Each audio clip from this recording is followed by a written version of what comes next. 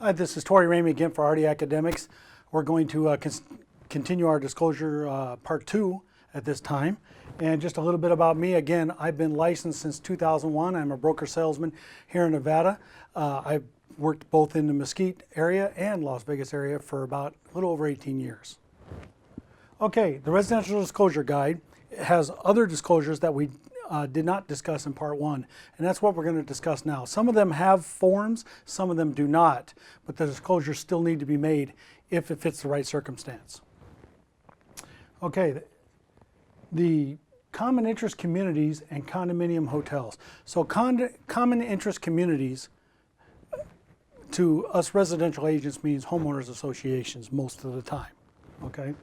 Now there is a disclosure. The purpose of the information statement required when purchasing a home or unit in a common interest community or condominium hotel is to make the buyer aware of all rights, obligations, and other aspects related to owning a unit within a common interest community, also known as the homeowners association. The seller, at the seller's expense, provides an information statement with the sale of any unit within the common interest community. It's called the Before You Purchase in a Common Interest Community or Condominium Hotel / Did You Know. All real estate agents call this the Did You Know form, okay? And it's included in the resale package. Now, if a person is buying a new unit, they're going to get an information statement and a public offering statement if they're buying a brand new house in an HOA. But if they're buying a home that's a resale transaction, they're going to get the Did You Know form.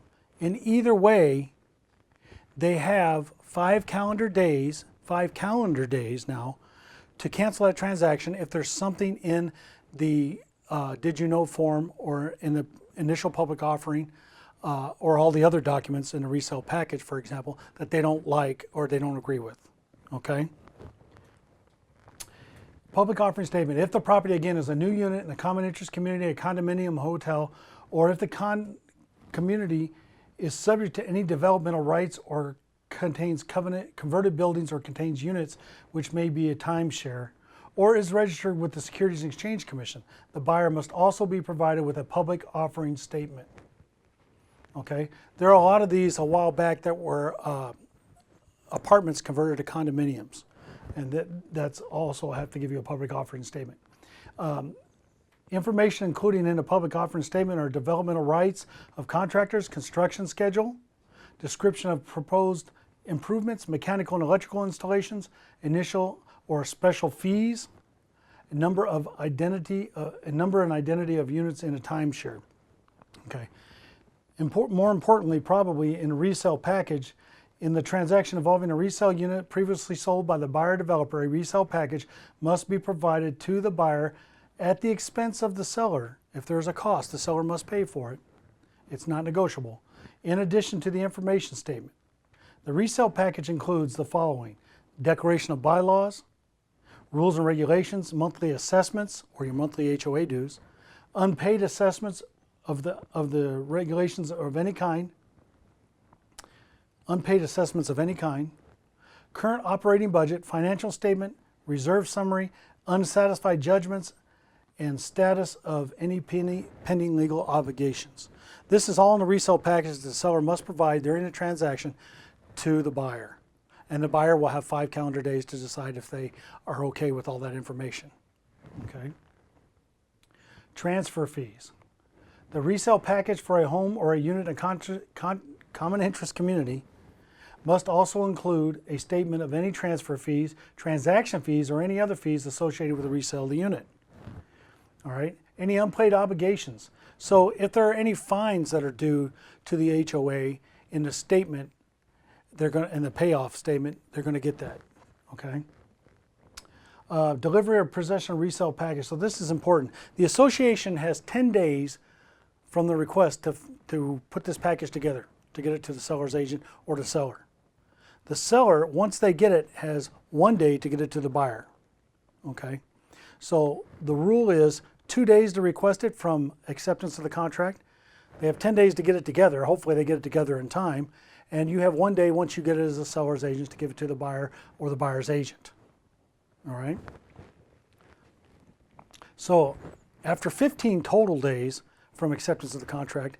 If you don't receive the resale package from the seller, the buyer can cancel the transaction without penalty if they so desire to do so.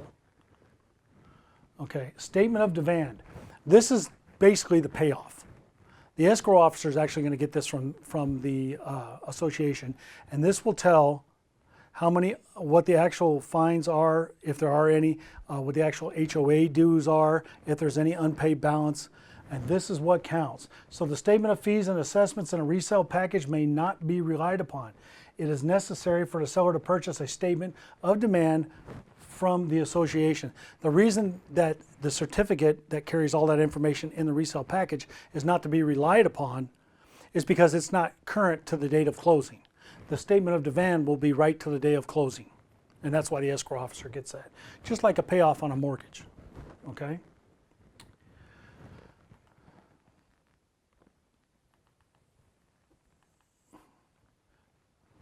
Okay, to summarize a few things, CIC, Common Interest Community, generally means HOA. The Did You Know form, given in the resale package, but generally given by real estate agents up front to their clients buying in an HOA, gives your client 5 calendar days and tells them that they're agreeing to restrictions on the property because they're buying in an HOA or a CIC.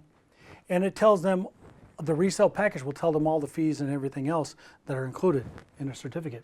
Again, the certificate is not to be relied upon, but the statement of demand is accurate, okay?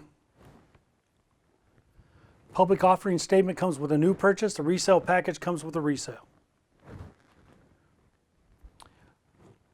Any transfer fees are negotiated. Any back fines are negotiated, but the seller must pay for the resale package to give to the buyer if there's a cost, and there generally is. Okay. Again, the seller needs to provide the statement of demand.